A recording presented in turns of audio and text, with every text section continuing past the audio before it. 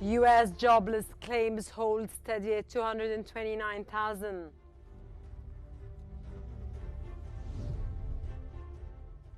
Eurozone growth slows while jobs market hold firm.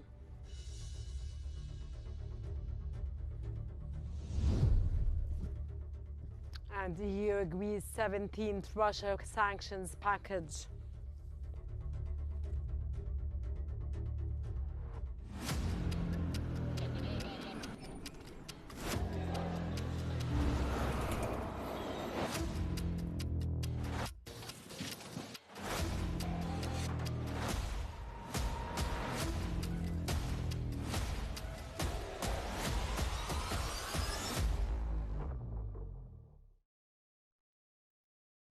Welcome to the Economic News Bulletin. We'll start off with the United States, where the Labor Department has reported that new unemployment claims remained unchanged at 229,000 last week, matching forecasts, but signs of tightening labor market emerged as businesses grew cautious amid trade policy volatility.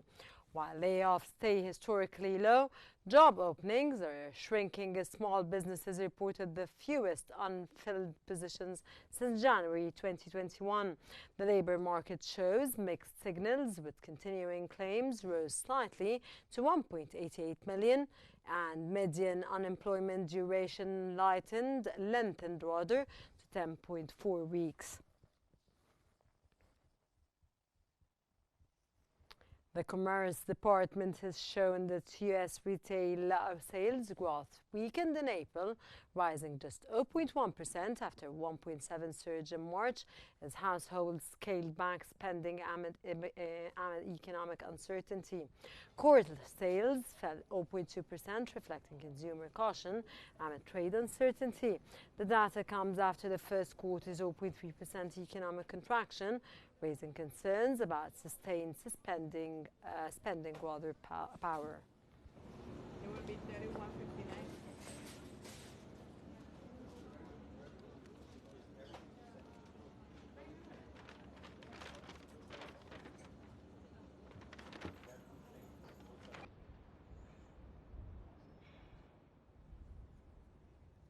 On another note, U.S. President Donald Trump has stated that the country has so far secured $10 trillion in investments. During his speech to U.S. troops AI Air Base, President Trump highlighted that the 2026 budget included substantial pay raises for services members. Trump has also disclosed that Qatar will invest $10 billion in incoming years in the AI Undyed Air Base. He further mentioned that Qatari defense purchases signed on Wednesday were worth $42 billion. And Pakistan was very happy with that, and India was very happy with that, and I think they're on the way. You know, they have been fighting for about 1,000 years in all fairness.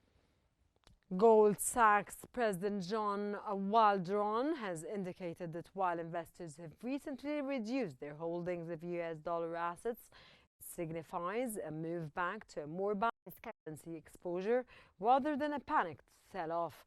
He explained that many investors had previously increased their US dollar asset holdings significantly, betting on US economic outperformance. However, following a tariff announcement, these investors have been actively adjusting their portfolios. Waldron clarified that the observed decrease in dollar holdings since early April represents a shedding of these excess positions, not a widespread flight from the currency.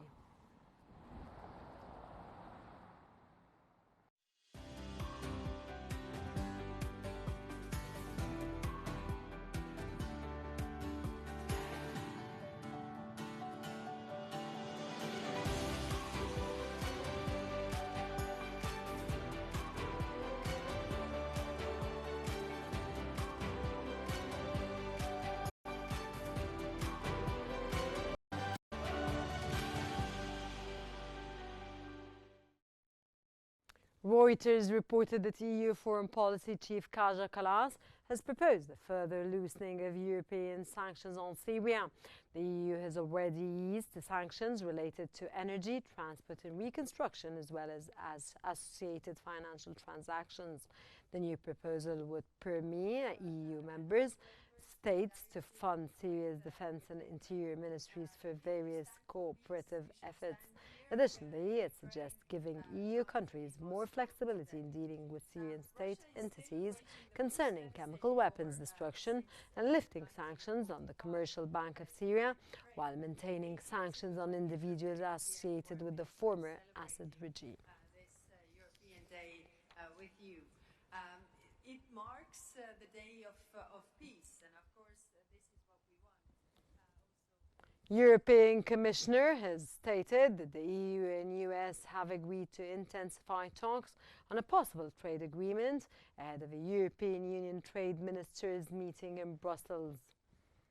Yesterday I had another constructive call with the US Secretary of Commerce, Howard Lutnick. We have agreed to intensify our engagement at technical levels, and I am maintaining regular contact with him as well as with Ambassador Jameson Greer, with whom we've been exchanging text messages just before start of our meeting today. And I think we will see each other very soon, most probably here in Brussels or at the OECD meetings. Eurostat has reported that the Eurozone economy grew slower in the first quarter than initially estimated, but employment held up well, indicating that the bloc keeps creating jobs despite years of anemic expansion. Gross domestic product in the first 3 months grew by 0.3%, below an initial estimate of 0.4%. Compared with a year earlier, the bloc's economy expanded by 1.2%, the same as 3 months earlier, broadly in line with what the ECB considers the bloc's potential. Eurozone employment, meanwhile, expanded by 0.3% compared with the previous quarter. Among the bloc's biggest economies, Germany grew by 0.2%, France by 0.1%, Italy by 0.3% and Spain by 0.6% compared to the previous quarter.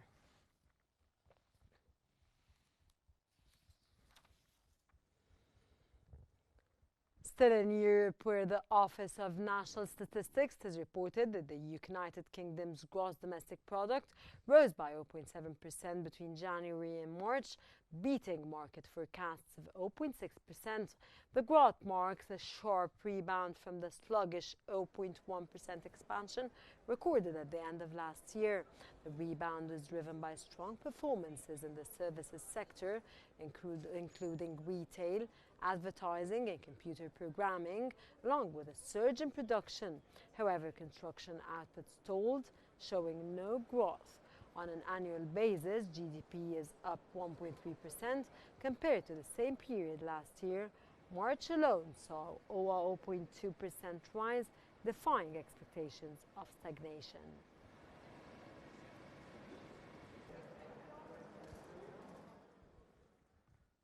The Federal Statistics Office, Status, has reported that Germany's wholesale prices increased by 0.8% year-on-year in April, down from 1.3% in March. The moderation in wholesale inflation comes despite sharp price increases from foods and beverages, which rose 4.6% overall compared to April 2023. In a surprise move, wholesale prices edged down 0.1% month-on-month in April, contrary to analyst expectations of a 0.2% increase. The mixed data suggests that while food price pressures persist, broader inflation forces in Germany's wholesale sector may be easing.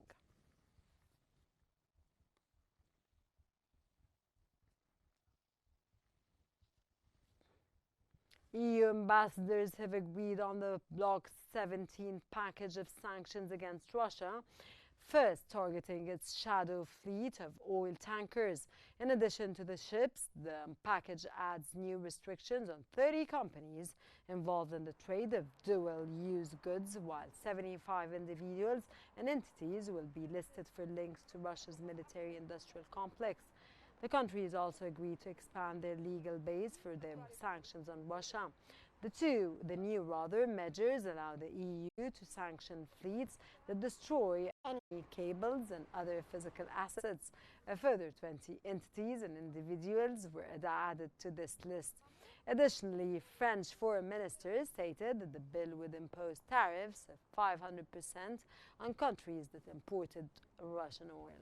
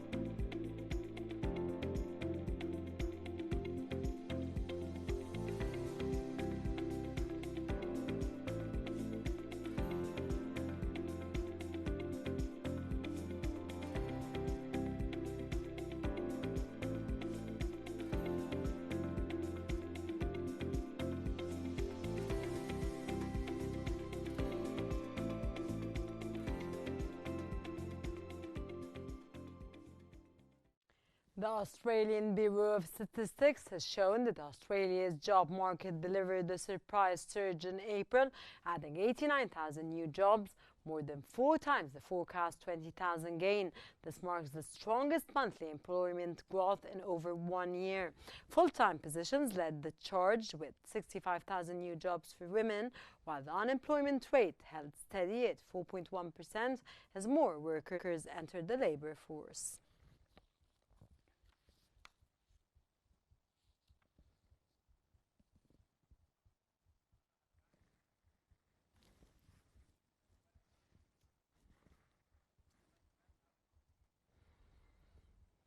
And now we go live to the reception of US President Donald Trump by the United Arab Emirates President at Qasr al-Watan in Abu Dhabi.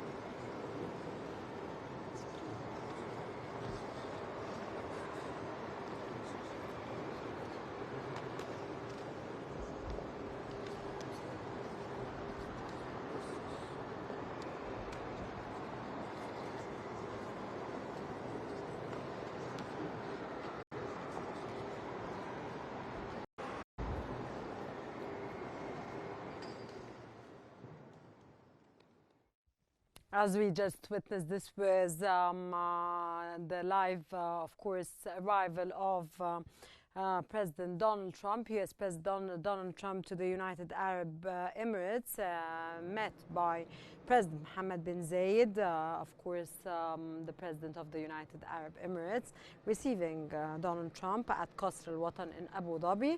And of course, this is part of President Donald Trump's Gulf tour, which took him first to Saudi Arabia, then to Qatar, and this is the last leg of his Gulf tour, where it ends at the United Arab Emirates, specifically in Abu Dhabi.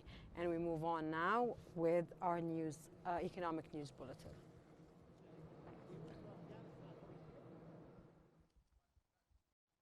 And for further analysis, we're joined from Paris by Director of the EU Asian Centre, Meher Nicolas Ferzilli. Welcome to Qnews Economic Bulletin, sir, and it's always a pleasure to have you with us.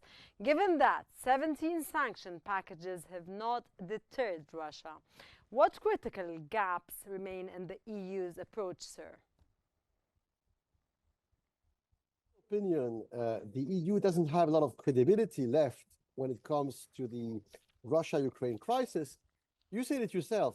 Sir, why doesn't the EU have any more credibility? You said it yourself. In less than 3 years, this is the 17th sanction package against Russia. So the number itself is ridiculous, because it means that every 2 months, there is a new international sanction package against Russia. And every time they use the same words, which tells you a lot. Every time they say they will suffocate, they will strangle the Russian economy. And they've used that vocabulary, suffocate, destroy, strangle, for the past 3 years. And here they are. This is the 17th EU package. And it's becoming ridiculous, because if you use tough language, like I'm going to kill you, I'm going to strangle you, you don't do it 17 times. Do you think, years. sir, that Russia could be strangled or killed? So I think the EU is in no position to strangle anyone today. I think Donald Trump has all the cards in his hands, and to a lesser extent, Chairman Xi Jinping in Beijing. And they are the ones right now, before our very eyes. You mentioned it earlier. President Trump is in Abu Dhabi today. He was in Doha yesterday. He was in Riyadh 2 days ago. President Trump of America, Chairman Xi Jinping of China, they are playing the new great game. They're partitioning the world along spheres of influence. And Russia falls right in the middle, if you will, between the new American sphere and the new Chinese sphere of influence. And clearly, Europe will have no say. What's fascinating, to come back to your question, geography is very important in geopolitics. And today there are 2 meetings happening in Turkey simultaneously at the same time. There is in Ankara, the capital, President Zelensky of Ukraine, and he was joined by mid-level negotiators from Russia. And that's a message from President Putin. He didn't send high-level negotiators. He sent second-tier bureaucrats to negotiate with Zelensky in Ankara. The same day, and that is not a coincidence, the European Commission and NATO, they are holding a meeting in Antalya, which is a beach resort in southeastern Turkey. And Jean-Noël Barrot, who's a French foreign minister, together with Kaja Kallas, the European Union foreign minister, they are the ones plotting that 17th or 18th sanctions package against Russia, which is completely irrelevant. But there's something very interesting happening today in Antalya. And we heard it earlier today from the mouth of Kaja Kallas, Jean-Noël Barrot, and Emmanuel Macron. They are meeting in Antalya a few American politicians, Republicans, so they are members of President Trump's own party, the Republican Party, and the French and the European Commission are so naive. They think by meeting these American senators, like Senator Lindsey Graham, for example, today in Antalya, Turkey, they will flip them and they will put pressure on President Trump to change his position vis-a-vis Russia, which is very ridiculous. But it shows you the delusional state, sadly for them, in which many European policymakers are today. Sir, I'm very sorry, but I'm lost. What did you mean by the two meetings that are taking place, one in Turkey, with regards, of course, to the Russian-Ukraine war and peace talks, which is mid-level representatives that are attending, and the other one that's in Antalya, where, of course, the NATO or the European Union is moving on with. What do you want to elaborate, or what's your narrative on this, or what do you want to explain or say? I'm saying the cruel irony, they are happening in the same country, Turkey, and they are happening on the same day, today, Thursday, the 15th of May. Sir, So sorry one to of interrupt them you, but I just supposedly- wanna understand more. Do you want to say that NATO is ignoring Ukraine? No, I'm saying NATO under Trump is not like NATO 4 or 5 months ago. And this is the problem. This is the things European policymakers are having a hard time understand. So when President Biden was in power 4 months ago, it was a completely different kind of NATO. And when at the State Department you had Antony Blinken, for example, it was a completely different State Department. But 2 or 3 months ago, NATO changed. So in essence, America is no longer hostile to Russia. If anything, America now is neutral in the Russian-Ukrainian war. And this is something European Union policymakers are having a hard time understand, because, like I said, when you listen earlier today to Jean-Noël Barrot and Macron of France, or Kaja Kallas of the EU Commission in Brussels, before flying to Antalya, they were saying, look, we are meeting with American policymakers, senators, congressmen in Turkey, and we are going to flip them against Trump, and we're going to convince them to put pressure on their own president from their own party, the Republican Party. So that kind of talk is totally delusional, of course. Got your point, sir. Sir, as calls grow to redirect frozen Russian assets to Ukraine, what legal hurdles stand in the way of repurposing the $300 billion, sir?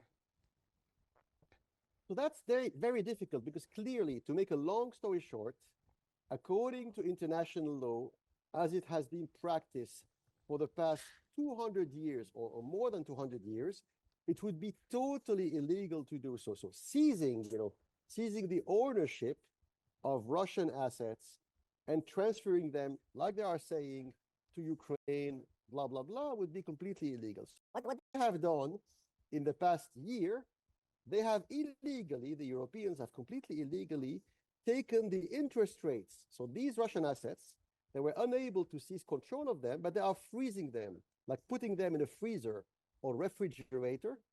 And while the money is frozen, they are stealing every week, every month, the interest rates produced, yielded by Russian assets, and they're transferring 3, 4, 5% interest rates to the Ukrainian government, which is completely illegal. But now some Europeans want to go more. They want to seize the assets themselves, not only the interest rates generated by the assets. And here, there is a conflict inside Europe, because some European countries, and it doesn't mean they are pro-Russian, they are pro-international law.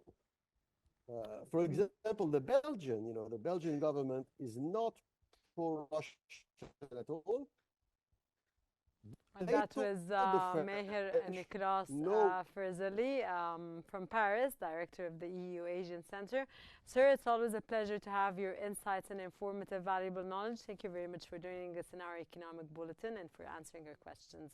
That brings us to the end of our economic bulletin. Here's what we have been covering. U.S. jobless claims hold steady at 229,000.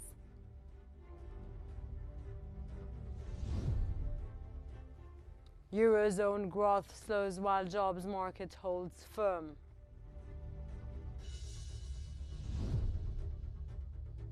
The European Union agrees a 17th Russian sanctions package. This concludes our economic bulletin. Don't forget to follow Qnews on YouTube, Facebook, X, Instagram, and TikTok at QNewsEG to stay informed. Thank you very much for watching, and stay tuned for more updates on Qnews.